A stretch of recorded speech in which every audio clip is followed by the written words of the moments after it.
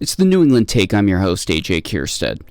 Going over to the VTDigger with this reporting with regards to their hotel program in that state, where they've been having for the last couple years now a pretty extensive housing program where they're putting people who were being evicted or homeless, things of that nature, into hotels and motels across the state. And the VTDigger has been doing a ton of reporting on this, vtdigger.org. I'll put a link in the episode description if you listen to the podcast version of this episode or on YouTube. Please be sure to subscribe if you're over on either of those platforms. But over here it's titled, "We Need a Prayer as Executive Order Ends. Hundreds of Vermonters Exit Motels." Over 800 people, including nearly 300 children, were slated to exit the program on Tuesday of this week as an executive order that extended their stays expired, according to data provided by the Department of Children and Families. Reporting from Carly Berlin and Greta Solsa.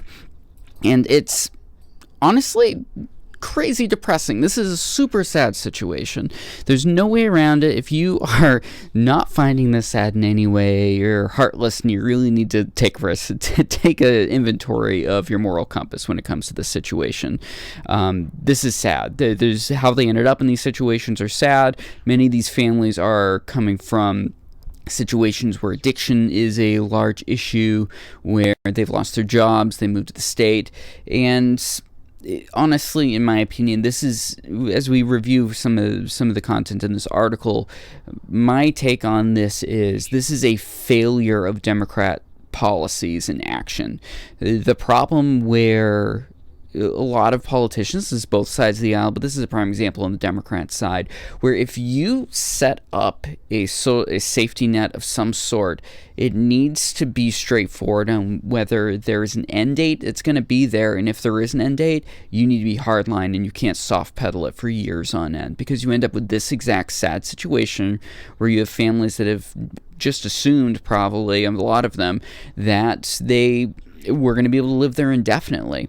On the other side, there's also a lot of people that have had years to try and find housing and haven't been able to. And instead of being able to pick out the families that should have been able to find housing elsewhere, get into Section 8, move somewhere else, find some other solution, everyone all at once is having to get out all at once because this program's been extended for so long, and it's terrible.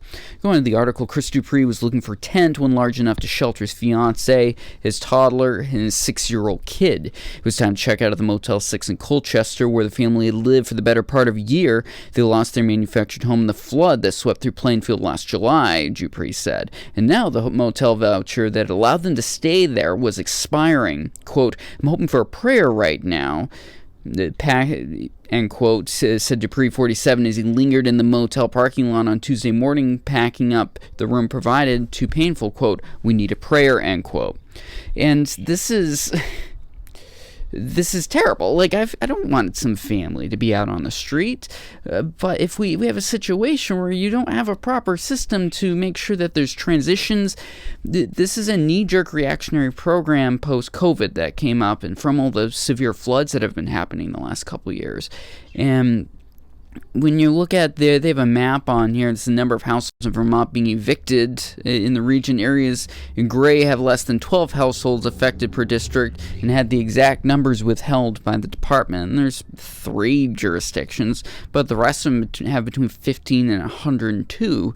Going back to the Dupree situation, back injury Dupree suffered after a fall-on construction job had left him unable to work and addicted to painkillers. He and his partner, Jessica Delray, 31, each had criminal history stemming from a period with both struggled with substance use disorder, which proved a barrier getting an apartment, he said. But for over a year, both Dupree and Delray, had been in recovery. They were focused on staying clean for the sake of their kids. Last month, their toddler had celebrated his first birthday at the motel where he spent most of his life, with a little party under the trees. The thing with the VTDigger is a very much human interest story with the nature of it. It makes it very hard sometimes with the VTDigger to really figure out what exactly the story is that we're trying to get to here. I'm going to skip ahead a bit here. By 11 a.m., the couple had decided to pay $80 out of pocket to stay at the motel one more night. They've been calling around to service providers trying to find a tent and hadn't landed one yet. Purchasing one themselves would eat into the $900 a month they survive on from state welfare funds. Okay, here... the heartless bastard in me, I guess you could say, in this situation is like, if you knew this was going to be coming out, don't you have a game plan? I couldn't imagine waiting to the last minute for my family.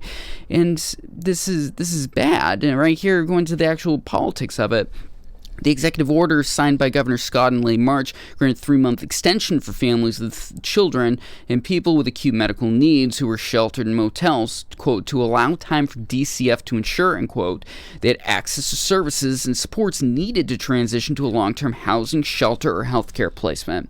And to me, this comes down to the root issue of the whole motel program in Vermont.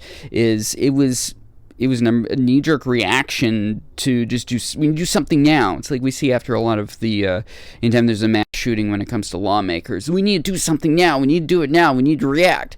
When that is the worst possible time to set public policy. And that's what Vermont did. Their public policy is, we're going to house these people in motels and hotels and deal with it later.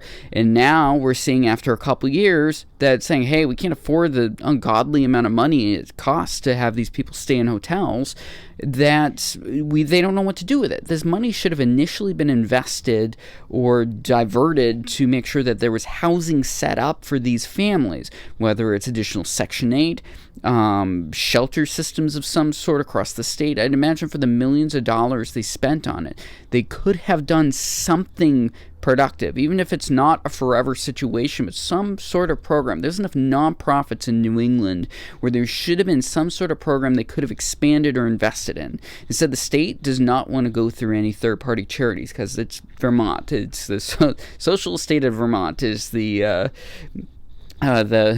jesting we do with a lot of the programs they have over there. And now we're dealing with where these people are facing eviction from the motel program. A bunch of them were there. A lot of them were put in this program because of winter housing and things of that nature, and then we leave them there. This is not the solution. Over and over again, we're seeing these failures of democratic policies when it comes to it. DCF sent out notices in early June specifying a night shelter under the order would in fact count towards each individual's 80-day clock. In recent days, service providers, Burlington city leaders, and several lawmakers have issued letters to Scott imploring him to rescind those early June notices, effectively giving motel residents more time to shelter. They had also called upon the governor to declare a state of emergency and direct officials to create shelters for people exiting motels, among other demands. So far, Scott has not taken action. He's a Republican. He knows this is not going to work. He knows there's a problem. And there's all sorts of charts. Like, I really think you should check out the full article. There's a lot of the human side of it, but there's also throughout the article various experts from around the state that have been trying to deal with the fallout of this program. And now basically it's coming down to overnight parking is intense is the situation that so many of these families are going to try and go to. Which is terrible. It's Vermont. Like, the weather is off the rails. If these people don't have housing here in the next couple months, they're going to begin to experience fall and winter temperatures before we know it.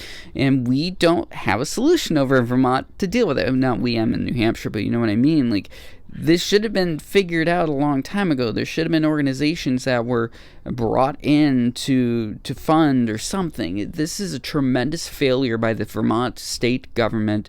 Governor Phil Scott's saying enough's enough. And unfortunately, that's what it comes down to quite often. You need to have someone step and say, nope, we're going to cut off the tap. We're going to do that. Find a new solution now in your emergency situation that you should have figured out over the last 2 years. VTDigger.com, definitely check that out. Once again, episode description. Please like and subscribe if you're following us on any podcast platforms. Big thank you to the Granite Grok for sharing our episodes every Saturday on their podcast feed on their site. New Substack, newenglandtake.substack.com. Please, it's free. You can pay if you want. Please, if you want to support the show, please pay. But just get on there. Let's diversify the outlet here. So you never know what happens with YouTube and podcast services and all that nightmare. Please subscribe over on Substack too.